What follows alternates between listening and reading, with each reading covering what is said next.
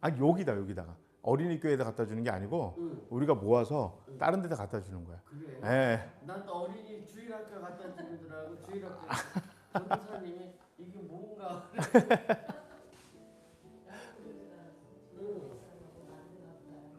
아니 그걸로 이제 저기 뭐야 키홀더 뭐 이런 거를 만드나 봐요.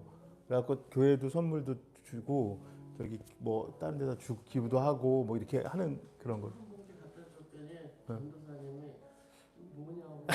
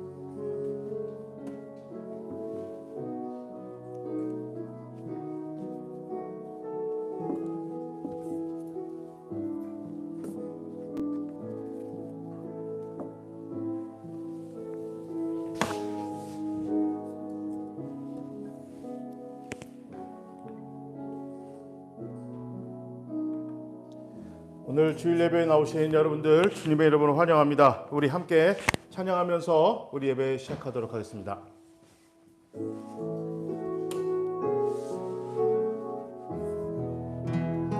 우리에게 향하신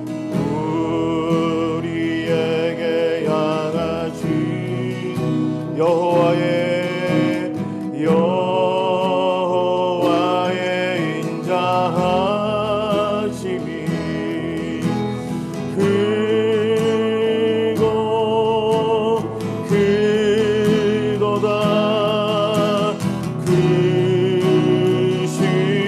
크시도다 아오 크고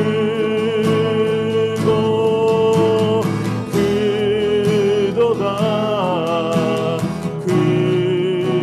크시도 우리에게 향하신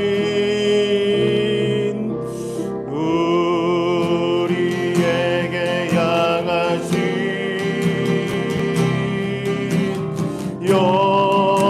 여호와의 인자심이 영원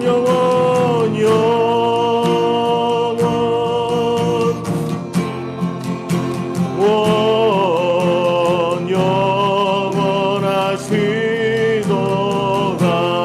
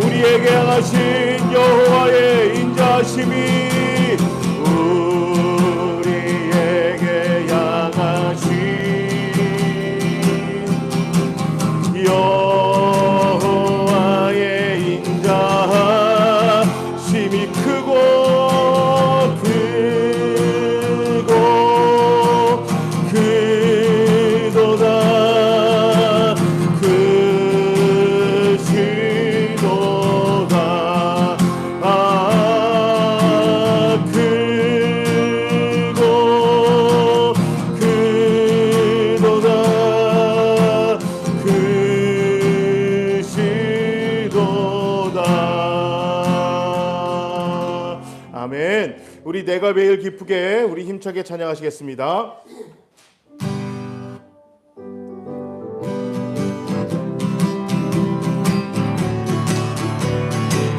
내가 매일 기쁘게 순례의 길 행하는 주의 발이 나를 안보함이요 내가 주의 큰 복을 받는 참된 비결은 주의 영이 함께함이라 아멘. 성령이 계시네 할렐루야 함께 계시네 좁은 길을 걸으며 만나 기뻐하는 것 주의 영이 함께함이라 전에 죄에 빠져서 평안함이 없을 때 예수 십자가의 공로 힘입어 그 발 아래 엎드려 참된 평화 얻으면 주의 영이 함께함이라 성령이 계시네 할렐루야 함께 하시네 좁은 길을 걸으며 밤낮 기뻐하는 것 주의 영이 함께 함이라 나와 동행하시고 모든 염려하시니 나는 숲의 새와 같이 기쁘다 내가 기쁜 마음으로 주의 뜻을 행하면 주의 영이 함께함이라 성령이 계시네 할렐루야 함께하시네 좁은 길을 걸으며 밤낮 기뻐하는 것 주의 영이 함께함이라 세상 모든 정욕과 나의 모든 욕망은 예수 이미 못을 막았네 어두운 밤이 지나고 무거운 짐 벗으니 주의 영이 함께함이라 성령이 계시네 할렐루야 함께하시네 좁은 길을 걸으며 밤낮 기뻐하는 것 주의 영이 성령이 계시네 성령이 계시네 할렐루야 함께 하시네 좁은 길을 걸으며 밤낮 기뻐하는 것 주의 영이 함께 함이라 성령이 계시네 할렐루야 함께 하시네 좁은 길을 걸으며 밤낮 기뻐하는 것 주의 영이 함께 함이라 내 영혼이 은총 입어 주 만들지 없고 우리 슬픔 많은 이 세상도 전국은 화도다 할렐루야 찬양하세 내 모든 죄 사함받고 주 예수와 또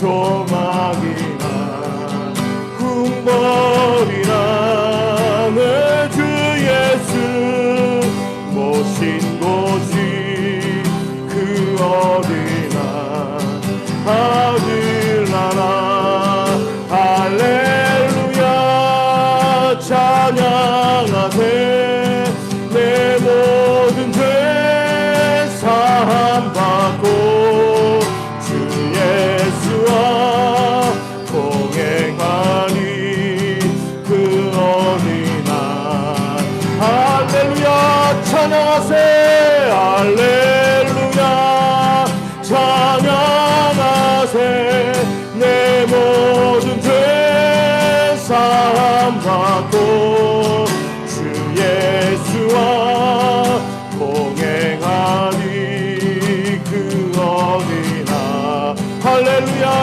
찬양하세 할렐루야 찬양하세 내 모든 죄 사함받고 주 예수와 동행하니 그 어디나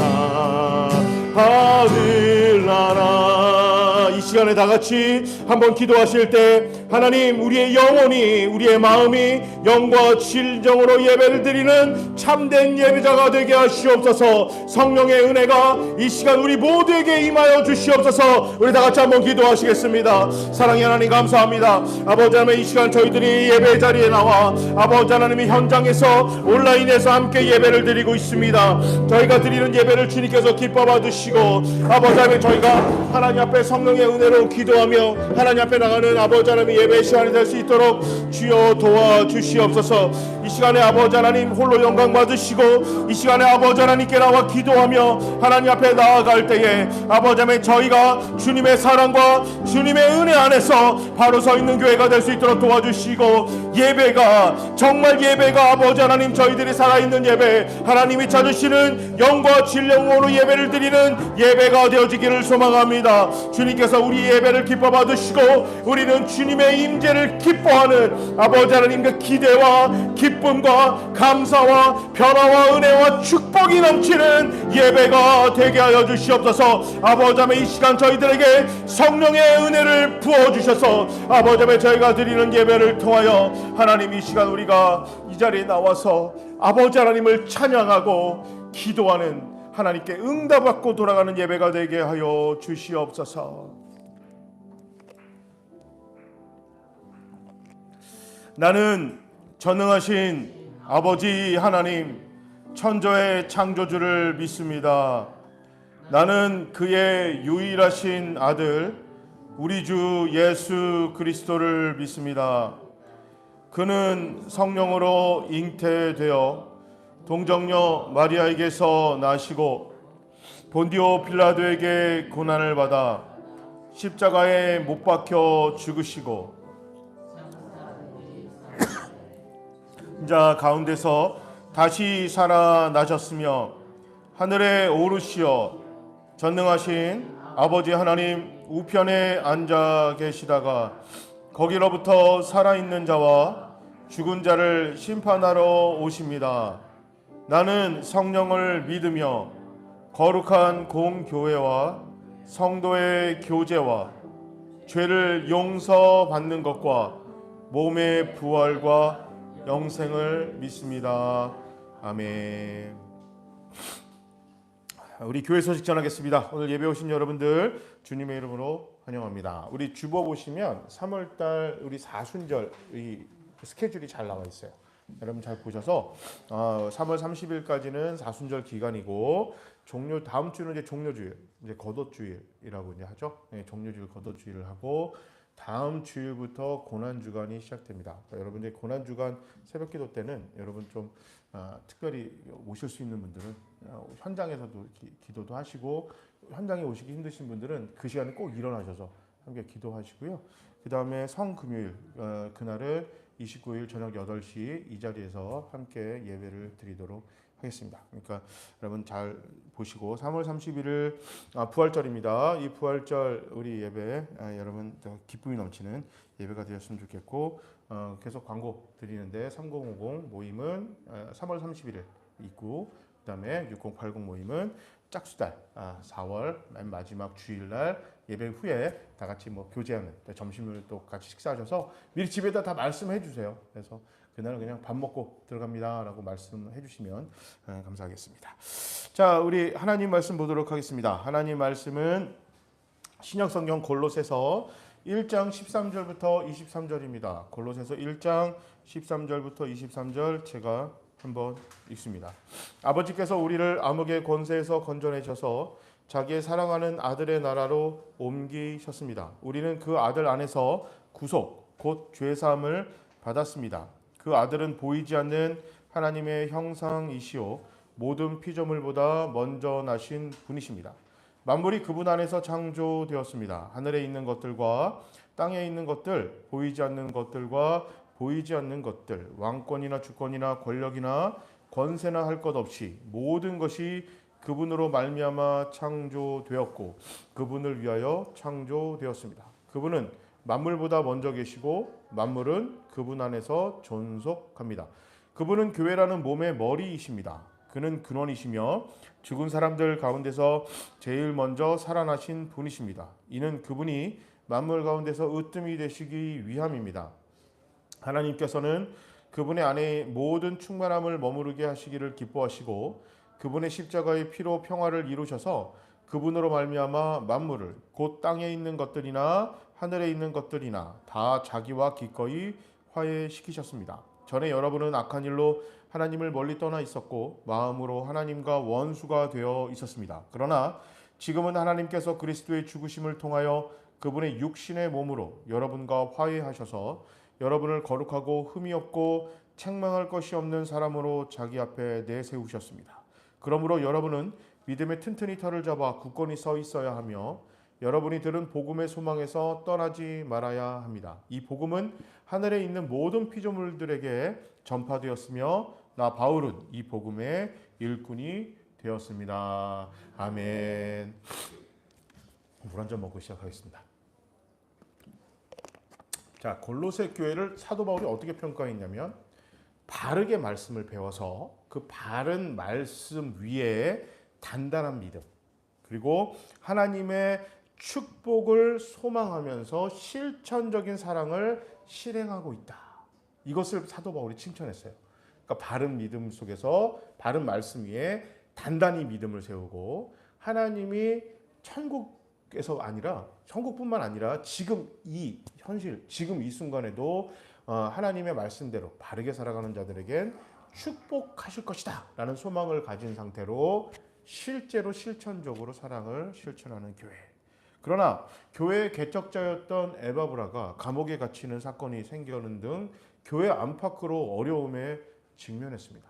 특히 교회 안에서는 예수님의 신성과 인성을 부인하는 이단 사상이 생겨나기 시작했고 그 결과 교회가 점점 혼란스러워져 간다는 이야기를 바울이 들었어요. 그래서 예수 그리스도에 대해서 다시 한번 신학적으로 정립하고자 그러니까 바르게 세우기 위해서 이 골로새 교회에 편지를 쓴 것이 골로새서고 오늘 그래서 예수 그리스도가 어떤 분이다 바울이 네 가지로 이야기를 했는데 우리 2주간 그걸 배웠죠. 첫 번째는 우리가 갚아야 할 죄의 대가를 대신 갚아주신 분 대속자다. 대신 갚았다. 대속자로 예수님을 소개했고 우리 지난주에는 예수님은 우리 사람과는 전혀 다른 존재다. 지금 이 골로새 교회는 예수님이 선지자다. 선지자야. 예수님은 우리랑 비슷해. 우리도 예수가 될 수 있어. 라고 이야기하는 잘못된 사람들이 있어서 예수는 우리랑 완전 다른 존재야. 이걸 어떻게 표현했다 그랬죠? 우리보다 먼저 났다.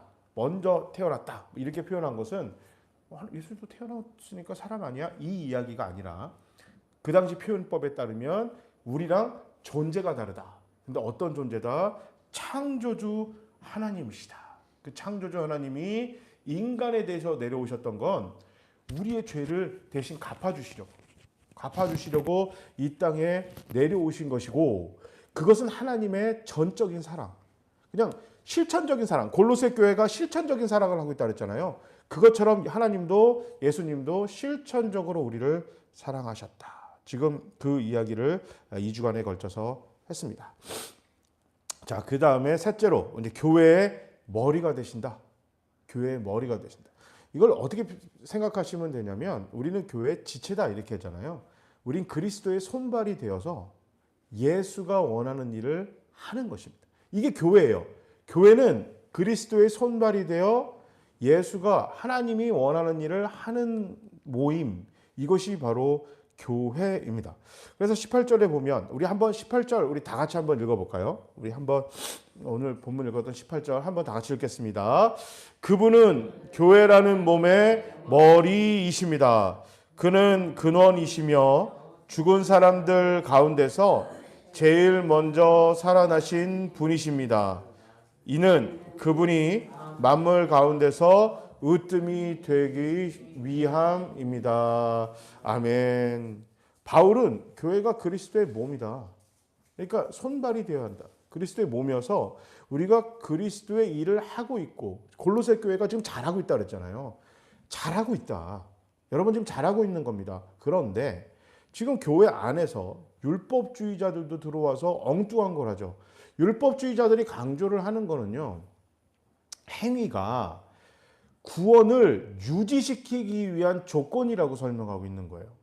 자, 우리가 하나님 말씀대로 살아야 구원을 받습니다. 이거는 누가 봐도 확실히 잘못된 거예요. 그죠? 구원은 예수님을 구주로 믿는 믿음으로 되는 거죠. 그러니까 이거는 우리가 뭘 해서 되는 건 아닌데, 이게 그 율법주의는 그 다음부터 헷갈리는 거예요. 자, 구원은 받았단 말이에요. 구원은 받았어. 근데 구원을 유지하기 위해서는 하나님의 말씀대로 살아야 합니다. 이렇게 가르치는 것이 바로 율법주의자들이에요. 이거 헷갈리기 시작하는 겁니다. 그러니까 자녀임을 증명하기 위해서 살아야 돼요. 여러분, 그 진짜 힘들지 않겠어요? 우리 자녀들이 부모한테 내가 아들이고 딸인 걸 증명하기 위해서 살아야 돼요. 아, 그거 얼마나 힘들까요? 정말 힘든 거예요. 그러니까 내가 뭐 공부를 좀 못하면 나는 이거 이제 집에서 쫓겨나나? 내가 엄마 아빠 말을 좀 안 들었어요. 그러면 나는 이제 쫓겨나나? 이렇게 생각할 수가 있는 거죠. 그게 아니라는 거예요. 하나님은 자녀가 되고 자녀가 되지 않고는 내가 하나님을 나의 부모로, 나의 구원자로, 나의 하나님으로 믿을 거냐? 선택할 거냐? 그렇게 해서 신분이 옮겨지는 건데, 그냥 되게 쉽네요? 쉽지 않죠. 그거에 대한 위약금을 누가 냈다고요? 하나님이 대신 갚아주셨다고요. 십자가의 죽음으로 하나님이 대신 갚아주신 거예요. 내가 갚을 수 없기 때문에, 내가 그 지불할 수 없기 때문에 하나님이 갚아주셨어요. 그런데 율법주의를 강조하는 사람들은 누굴까요? 먼저 예수를 믿었던 자들이에요. 이게 그냥 유대인들만 있었진 않았어요. 먼저 예수를 믿은 사람들 중에서 이거 예수님 말씀대로 잘 사는 사람도 있었겠죠. 반면에 예수님 말씀대로 잘 살지 않는 사람들도 있었을 거란 말이에요.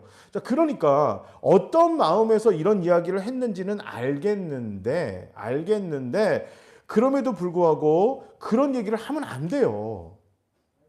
자, 이 내용을 그 오카노 목사님이 어떻게 표현을 하셨냐면, 아이가 2명이 입양이 했어요. 어떤 부모가 입양을 했어요. 근데 이 부모가 이 보육원에 가서 너 아저씨 아줌마 따라갈래? 너 오늘부터 내 아들 할래? 그러니까 이 아이가 네 그랬어요. 그래서 된 거예요. 자, 그러면 여기에 들어가는 비용, 뭐 서류 이런 걸 아이가 하나요? 아니요. 입양하는 쪽에서 그 부모가 다 하는 거예요. 입양돼서 왔는데 먼저 입양되어 온 아이가 있었던 거야. 먼저 입양되어 온 아이가, 이 아이를 보니까 다르죠. 이 집안에서 살아가는 이 스타일이 있을 거 아니에요. 법이 있을 거 아닙니까? 뭐 아침은 뭐 먹고, 뭐 부모님한테는 어떻게 해야 되고, 화장실은 어떻게 써야 되고, 이게 다 그 집안마다 이게 규칙이 있단 말이에요. 그런데 이제 왔으니 어색하죠. 엄마 아빠라고 부르기도 참 이게 이 안 떨어지기도 하고, 이 방에서 여기서 자도 되나? 같이 밥 먹을 때 뭐라고 해야 되나? 눈치도 보고 이런단 말이에요. 자, 그러다 그러니까 이제 어색해. 그런데 어느 날 이제 먼저 입양이 됐던 형이 동생을 불러요. 야, 형, 뭐 내가 왜 네 형이야? 너 아직 아니야. 너 이 집에 있으려면 엄마 아빠가 좋아하는 거 해야 돼. 그거 안 하면 너 파양돼. 이 보육원의 아이들이 제일 무서워하는 게 파양이랍니다. 아, 그 몇 번씩 파양된 참 이게 뭐 반면에 오죽했으면 그렇게 했을까라는 생각도 들지만 이게 그 아이 마음이 어떨까? 그러니까 이 형이 자기도 입양돼서 왔잖아요. 그 입양된 애가 불러요. 불러가지고 야, 너 뭐 하면 뭐 해야 되고 이거 지켜야 돼. 이거 해야 돼. 이거 안 하면 너 엄마 아빠가 다시 파양시켜. 그러니까 이 아이가 그 다음부터는 어떻게 되겠어요? 엄마 아빠 눈치만 보는 거예요. 엄마 아빠가 눈치만 살피는 거예요. 웃으면 내가 행복하고. 엄마 아빠가 얘 때문에 화난 게 아니에요. 그냥 뭐 회사에서 힘들고 바깥에 좀 어려운 일 있으면 막 불안한 거예요. 그리고 좀 잘못하면 혼낼 수 있죠. 이제 아들인데 내 자식이니까 너 그러면 안 돼. 그러면 얘는 무슨 생각을 하냐면 잘못해서 혼났구나. 그냥 정상적이면 뭐 또 그런 걸 가지고 혼내. 이렇게도 생각을 해야 되는데 그런 생각을 못 하는 거예요. 나 쫓겨나나? 이런 생각을 하고 있는 거죠. 근데 이걸 부모가 얘기한 게 아니야. 그 먼저 입양되어 온 아이가 한 거예요. 이게 누구다? 바로 이게 율법주의자들이에요. 지금도 그렇게 이야기하시는 분들이 있어요. 그러니까 구원은 믿음으로 받지만 이 구원을 유지하기 위해선 하나님의 말씀대로 살지 않으면 우린 구원받지 못한다. 이렇게 얘기하시는 분들이 있는 거는 우리가 살아가면서 하나님의 눈치를 보게 만든단 말이에요. 이런 율법주의자들이 교회에 들어와서 하나님의 일을 하니까 기쁘지가 않죠. 칭찬받고 말 그대로 잘하면 칭찬받잖아요. 우리가 상이라고 하는 거는 우리가 하나님의 말씀대로 잘 살았을 때 나오는 하나님의 반응이에요. 너 잘했다 칭찬, 이 상을 받는 거예요. 말 그대로 이 땅에 살면서 상급을 받는데 그게 아니라 눈치 보면서 하는 겁니다. 기쁘지가 않아요. 그러니까 오늘 바울은 교회는 머리가 누구다? 그리스도시다. 모든 규칙을 정하고 법을 정하고 우리가 이 교회에서 어떻게 해야 되고 어떤 것을 이야기하는 거 모든 결정은 누가 한다? 하나님이 하신다. 예수 그리스도가 한다. 이게 뭐예요? 복음이다. 율법주의자들의 저 잘못된 이야기가 아니라는 거예요. 당신들이 골로새 교회가 하나님의 예수를 믿어 하나님의 자녀가 됐고 구원의 말씀을 배우고 그리스도의 기도 예물을 통해서 그리스도의 마음이 들어오니까 지진이 일어나서 자기들도 어려움에도 불구하고 우리가 어려운 사람을 도와주는 걸 하나님이 기뻐하시겠지? 그래 하자. 하나님이 기뻐하시는 걸 하면 칭찬도 받고 상을 받으니까 정말 기쁘게 실천적인 사랑을 했는데 율법주의자들이 들어와서 그거 세속주의라는 거예요. 잘못된 거야. 뭐 상 받으려고 해. 우리는 구원을 유지하기 위해서 하는 거예요. 그러니까 의무감을 해서 하니까 기쁘지도 않고 그 다음에 이제 눈치가 보이고 이거 여기까지 해야 되나? 이게 더 해야도 되나? 이렇게 주저주저하게 만드는 거예요. 그러니까 바울이 교회는 하나님이 기뻐하시는 일을 손과 발이 되어서 하는 그런 공동체입니다. 율법주의도 아니고 잘못된 사상을 가지고 하는 것도 아니고 이것을 통해서 내 자랑한다. 그러니까 예수님이 그 얘기했잖아요.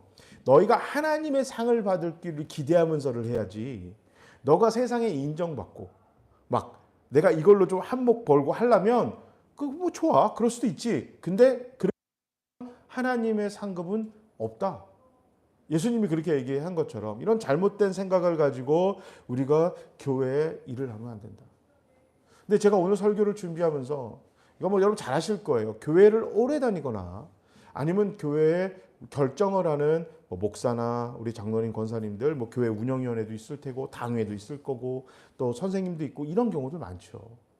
머리가 이런 걸 우리 그런 교회 결정권자라고 생각하는 경우가 있어요. 교회의 결정권자가.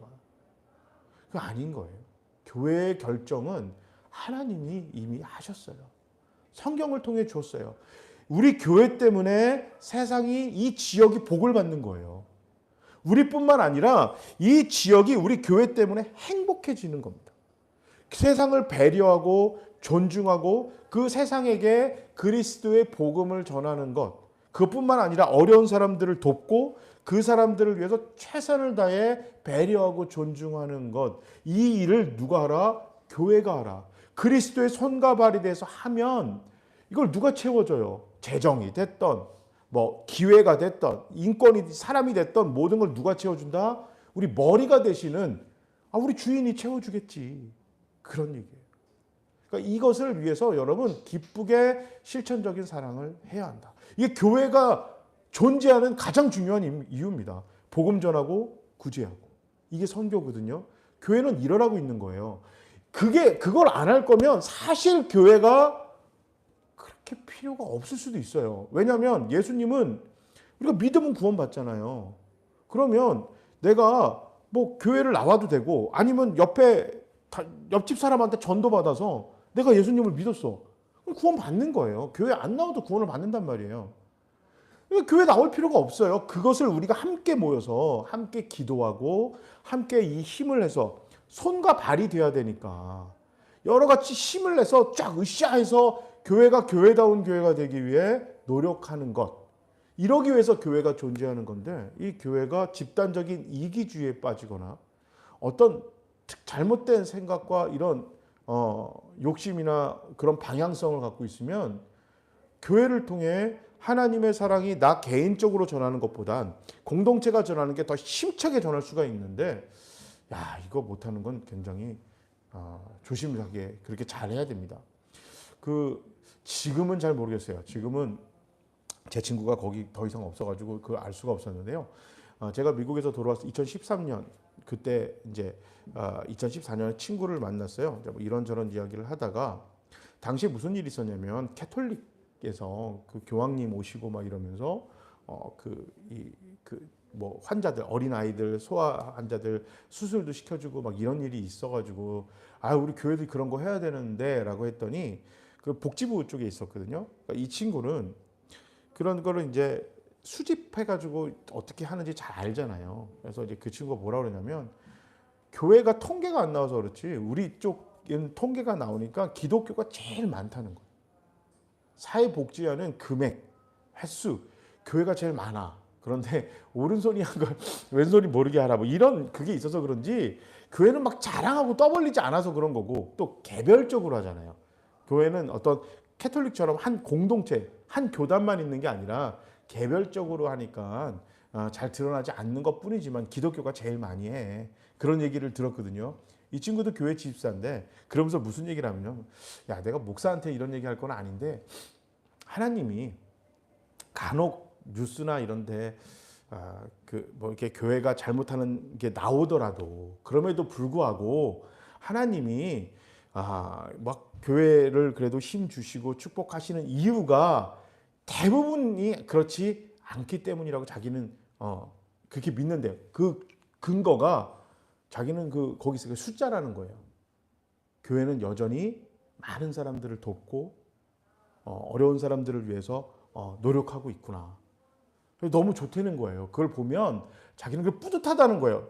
목사가 뭐 했지 하더라도 이거 보면 기독교가 제일 많이 하잖아. 이렇게 교회 욕하는 사람들한테 이야기를 하면서 자기는 근데 이제 이걸 좀 더 좀 했으면 좋겠는데 그거는 뭐 높으신 분들이 알아서 하겠지 하고 막 웃는 얘기를 듣고 참 좋다 이런 생각이 들었어요.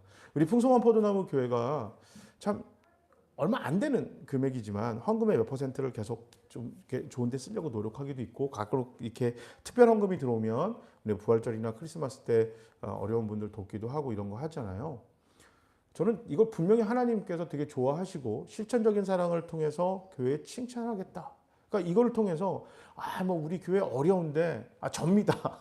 저예요. 제가 우리 교회 뭐 건물도 없고 뭐 교인도 없고 막 되게 이게 재정도 어려운데 내가 어려운 사람들 막 돕는 그 교회 목사입니다.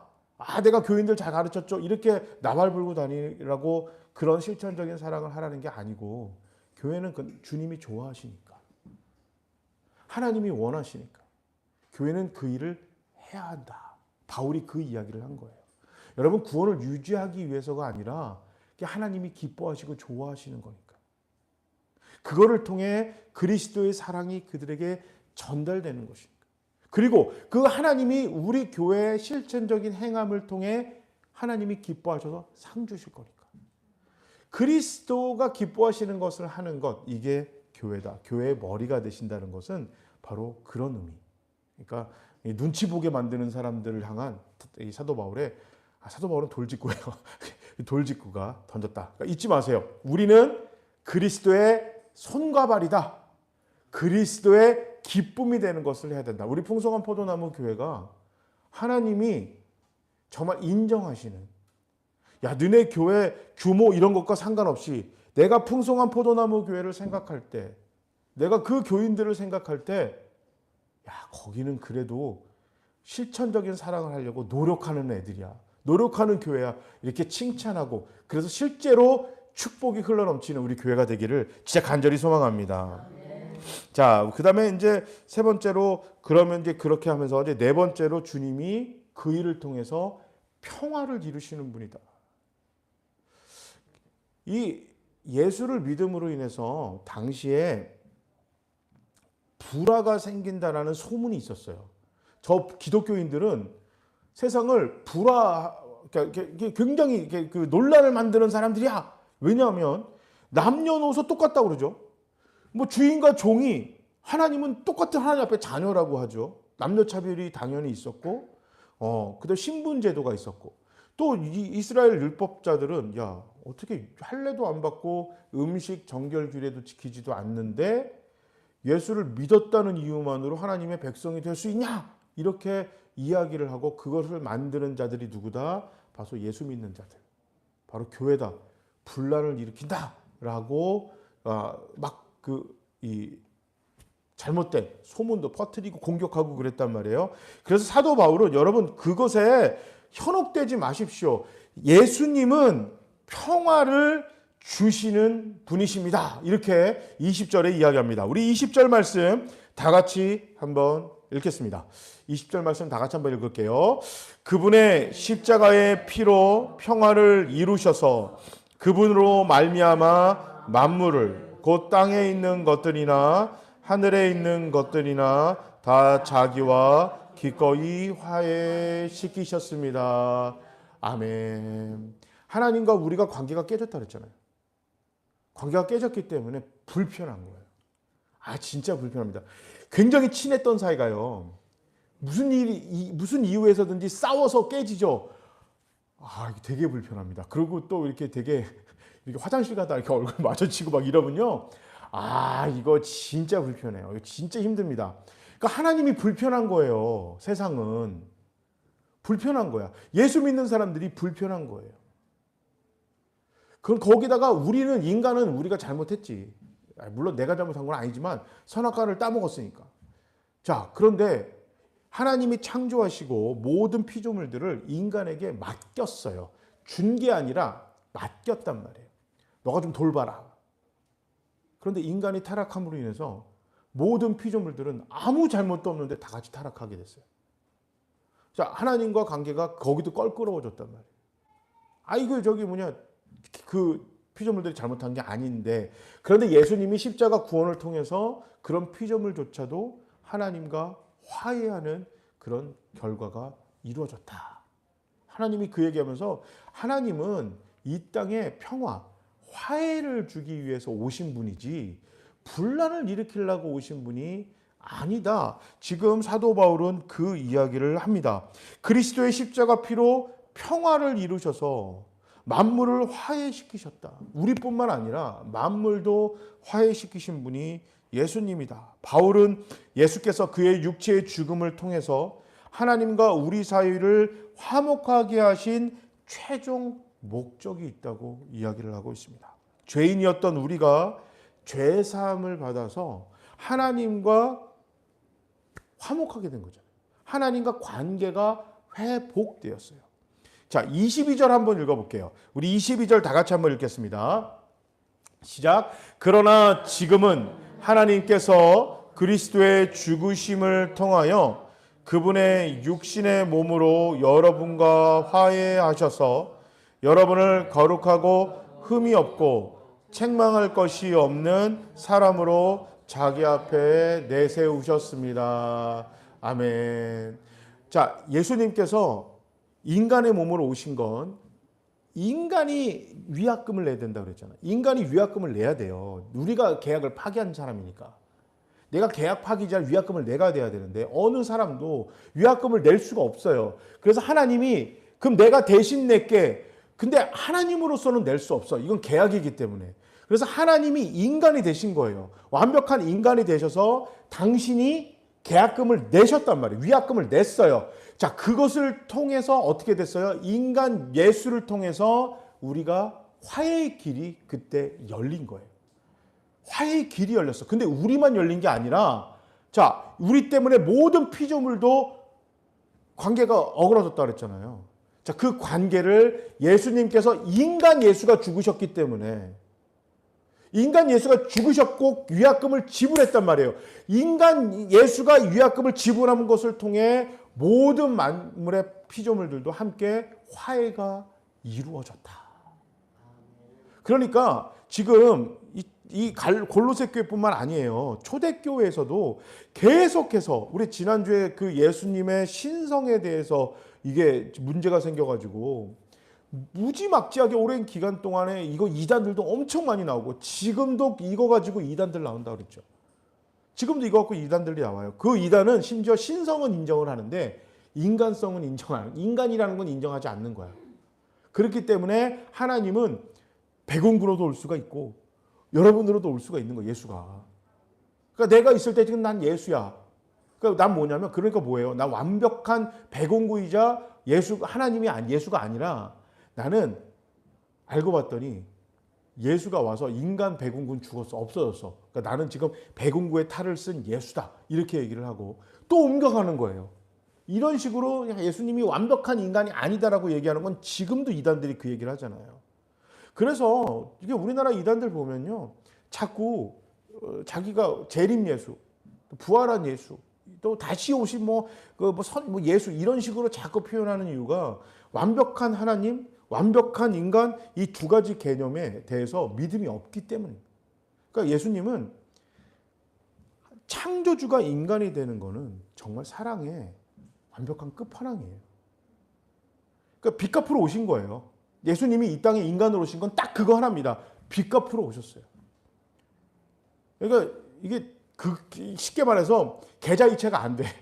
계좌이체가 안 돼요. 온라인 뱅킹이 안 돼요. 이 빚은 은행에 가서 직접 내야 돼. 그런데 영적인 존재는 못 들어가요. 하나님은 못 들어가게 돼 있어. 인간만 사용할 수 있는 은행이에요. 그래서 하나님이 인간이 되셔서 빚 갚으러 오셨어요. 이게 완벽하게 하나 예수니까 인간으로 오신 이유. 그리고 예수는 하나님 창조주다.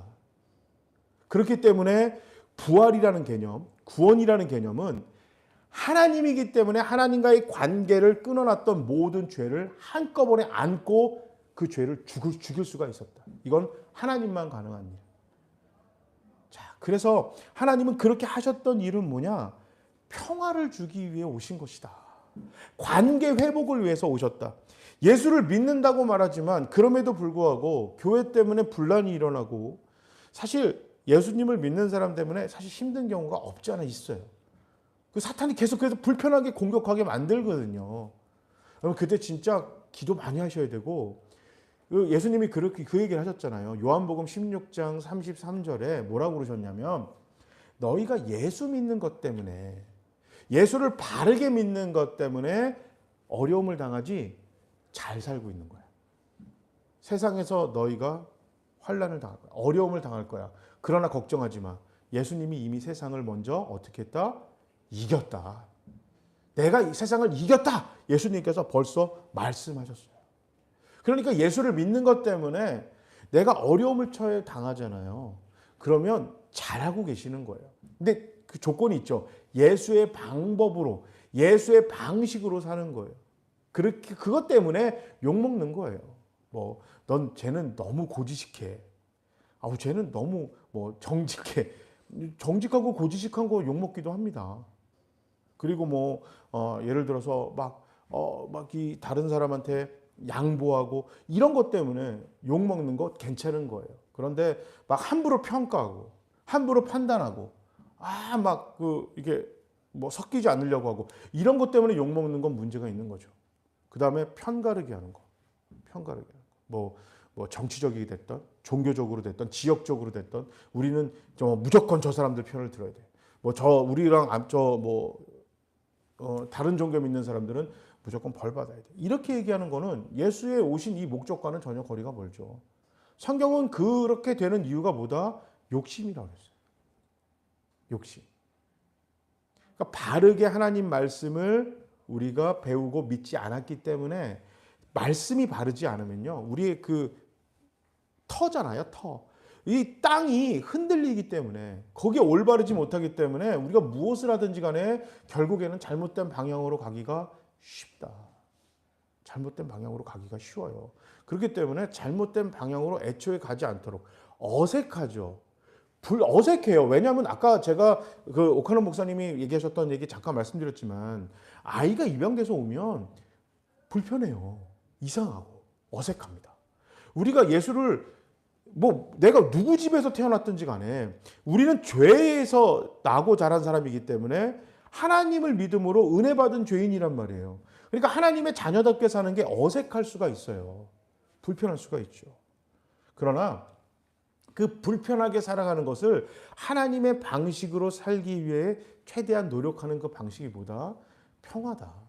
분란을 조성하기 위해서 온 게 아니라 다른 사람을 배려하고 존중하고 정말 귀하게 여기고 여러분 그것 때문에 분란이 올 일은 별로 없지만 그것 때문에 분란이 오고 어려움이 처우면 그건 잘하고 있는 거다. 예수님 칭찬하셨다고 그랬잖아요. 그러니까 우리가 싸워야 할 대상은 사탄이에요. 사탄과 싸워야 되는데 이건 누가 싸운다? 하나님이 싸우신다. 그러니까 우리는 그러니까 싸움을 안 할 수는 없겠지만 싸움보다는 실천적인 사랑을 하려고 조금 더 노력하고 집중해야 되는 사람들이다.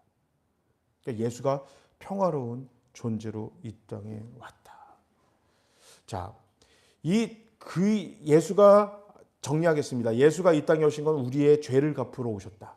빚 갚으러 오신 대속자다. 그리고 그분이 하나님이시다. 왜? 우리가 빚 못 갚기 때문에 하나님이 직접 빚 갚으러 이 땅에 오셨고, 자, 빚 갚으러 오신 그 주님이 바로 교회의 머리다. 교회의 모든 결정권자라는 거예요. 교회에 나갈 방향을 잡아주는 핸들 잡고 있는 운전자야. 그렇기 때문에 우리는 교회의 손과 발이 되는 거예요. 그 누가 됐든 손과 발이 되어 그리스도의 일을 실천적으로 하는 사람들이고 그 실천적인 사랑과 우리가 복음을 전하는 걸로 통해 뭐가 와요? 평화가 찾아오는 것이다. 그렇게 찾아오게 될 거야. 그것 때문에 나아가는 방향이 교회가 실천적인 사랑을 하면 바로 그냥 집안이 편해지고 동네가 편해지고 이러면 좋겠지만 사탄이 그렇게 하겠어요? 안 하겠죠. 그러니까 외부의 공격도 있는데 이 교회는 내부에서도 지금 혼란스러운 거예요. 율법주의자들과 막 영지주의자들 들어와서 이상한 소리 막 해대고 거기다 담임 목사님은 지금 감옥 가 있고 이러니까 사도 바울이 답답해서 편지를 썼습니다.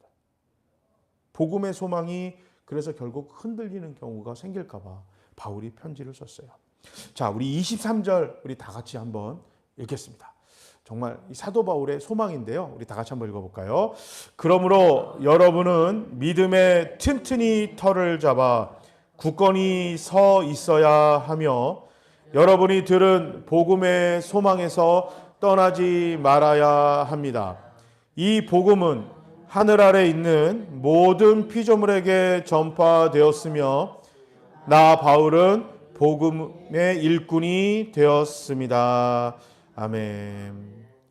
견고한 믿음 위에 서 있어야 합니다. 견고한 믿음. 바울은 복음의 소망에 흔들리지 말고 잘못된 가르침과 비성경적인 사상에 속아서 우리가 본래 가지고 있던 확신, 하나님을 향한 믿음을 던져버리지 말아야 합니다. 이렇게 이야기를 합니다. 확실하게 예수 그리스도께서 약속하신 복음을 꽉 붙들고 살아가라는 권면입니다. 자, 이와 같이 우리 그리스도인들, 하나님을 믿는 예수의 사람들은 세상의 가르침이나 세상의 속임, 사탄의 속임에 넘어가면 안 되고요. 견고하게 믿음을 세워야 합니다. 복음의 소망을 붙들고 하나님께서 우리와 함께 하시고 도와주시고 인도하시며 우리의 어려움에서 우리를 건져주시고 구원하시는 분일 뿐만 아니라 우리가 하나님 말씀대로 열심히 살기 위해 노력할 때 우리를 칭찬하시고 축복해 주시는 분이시다 라는 믿음의 소망을 꽉 붙들면서 그러면서 하나님이 보시기에 인정받을 수 있는 그런 정말 믿음의 사람들, 믿음의 교회가 돼야 한다. 바울은 그 이야기를 골로새 교회에게 전하고 있는데 이 말씀이, 이 권면이 골로새 교회에만 향한 것이 아니라 우리 풍성한 포도나무 교회, 지금 우리 모두에게도 함께하고 있음을 잊지 말아야겠습니다. 주님 앞에 서는 그날까지, 주님이 우리를 부르시는 그날까지 우리 교회 또한 우리 모두는 정말 온전한 모습, 교회다운 교회, 성도다운 성도의 모습으로 그렇게 하루하루 매 순간을 살아가야 합니다. 날마다 예수 그리스도를 붙들고 예수 그리스도를 위해서 예수의 방식으로 단단한 믿음으로 올바른 소망으로 그리고 실천적인 사랑으로 우리 믿음으로 살아가는 우리 풍성한 포도나무 교회 또 우리 모두가 되기를 주님의 이름으로 축복합니다. 이 시간에 한번 기도하시겠습니다. 이 시간에 기도하실 때 오늘 받은 말씀을 놓고 한번 기도하시겠습니다. 하나님, 교회다운 교회, 성도다운 성도, 주님, 우리 교회가 정말 바른 믿음, 하나님의 올바른 말씀 위에 단단한 믿음, 바른 소망, 실천적인 사랑으로 전하는 이 공동체, 교회, 예수를 머리로 삼는 손과 발이 되게 하시고 내가 되게 하셔서 우리 가정에서, 직장에서, 이 지역에서 우리 때문에 주님의 평화와 사랑이, 은혜가 드러나게 해주시옵소서. 우리 다 같이 한번 기도하시겠습니다. 사랑의 하나님 감사합니다. 아버지 하나님이셔 우리 교회가, 우리 모두가 하나님 앞에 아버지 하나님